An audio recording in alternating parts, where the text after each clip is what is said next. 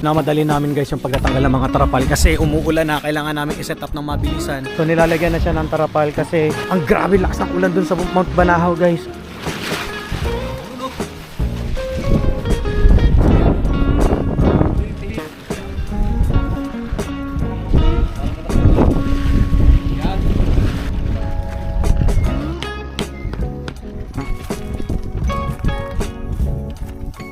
Pinalitan namin yung aming harapan ng mas magandang setup.